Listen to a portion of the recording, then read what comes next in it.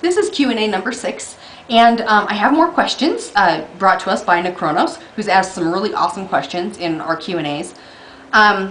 So this particular first question here is about who determines who a keeper will be, and once a ritual held by a keeper is shared, does the sharee then become a keeper? So first, let's define what a keeper is. A keeper is a person who holds a ritual that is either very sacred, very powerful, or actually quite dangerous. So keepers can happen in one of two ways. Either you are given a ritual by a demonic force who deems you its keeper, in which case you would consult that demonic force before giving it out to anybody, just to make sure. You have to kind of weigh it. Usually these rituals are given on an as-needed basis. They're not something that's shared with everyone for a reason.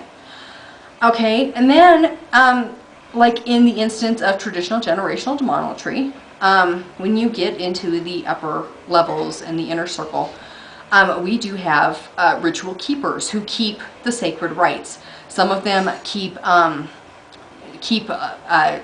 higher up initiations, because it doesn't stop at priesthood or even adepthood. There are additional types of initiations, specialized areas that you can go into, and different types of rituals that you can do to kind of advance your personal path, and those are often keeper rituals. And the reason they're kept is because they're sacred. There are other rituals that are absolutely dangerous, that are entrusted to keepers, and they're kept under lock and key. And there's others that are just very potent, and that's why they're kept by keepers. And so who determines who a keeper will be? Well, depending.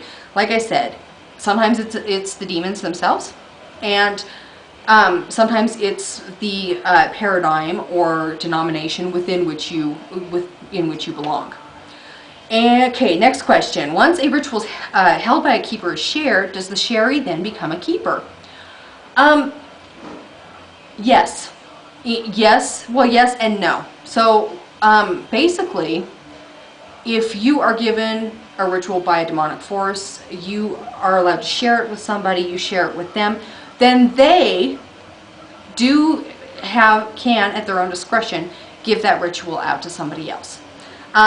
They don't have to, but they can if they feel that it's necessary. The problem is when people start passing out these keeper rituals indiscriminately. Now, it's not like they're secret, but they really are generally on an as-needed basis, because generally they are very, very powerful, potent rituals. So yes, then you would become the keeper of that ritual. Now, in traditional generational demonolatry, you can actually receive a ritual from a keeper without actually becoming a keeper of that ritual yourself. You just keep it to yourself after that, so to speak.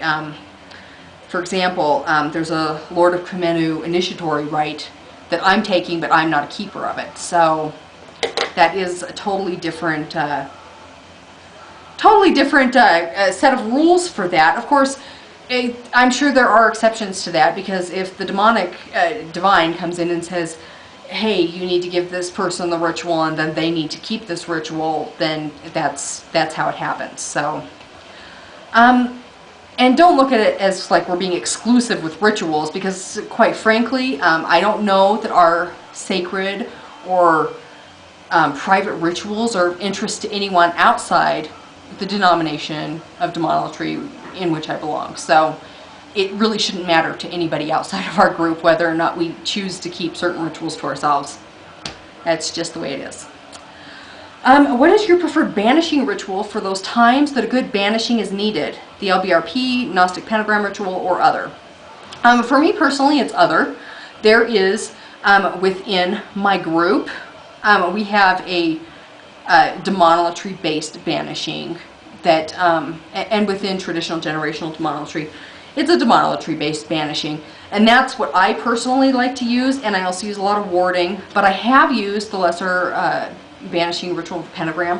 Now you have to understand, the LBRP is technically a ritual to commune with the Holy Guardian Angel. But the reason people use it as an actual banishing is because when you're doing it, you're actually taking a light from within yourself and you're shoving it outward in all directions. And it tends to shove all the nastiness out with it and clear an entire space. So that's why people use it for that. So, I mean, if that works for you, great. You should use it. If you do use the LBRP, do you modify it, or are you cool with the angels used? You can modify it if you like. Just replace each angel with your equivalent demonic force. But since I view angels as just a different type of demon or divine intelligence, I have like grown less intolerant of angel names, actually, because after studying a lot of ancient Canaanite mythology, I realized that El and Aya, which are often two endings on angel names that are very common, actually El was the masculine divine and Aya was the feminine divine. And when you stick another name in front of that El or Aya, you're basically just giving name to an emanation of the masculine or feminine all or highest deity.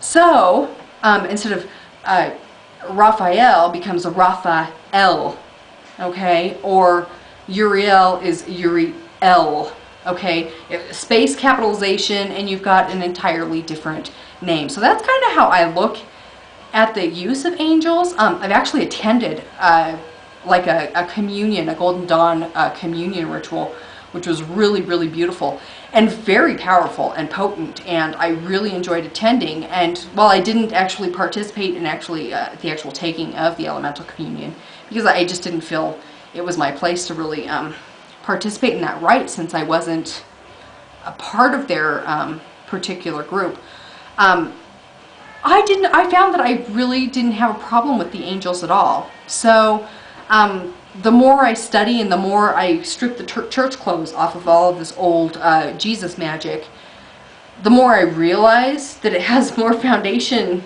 way back when than it does in the Christianity or the Abrahamic, Judaic, anything like that.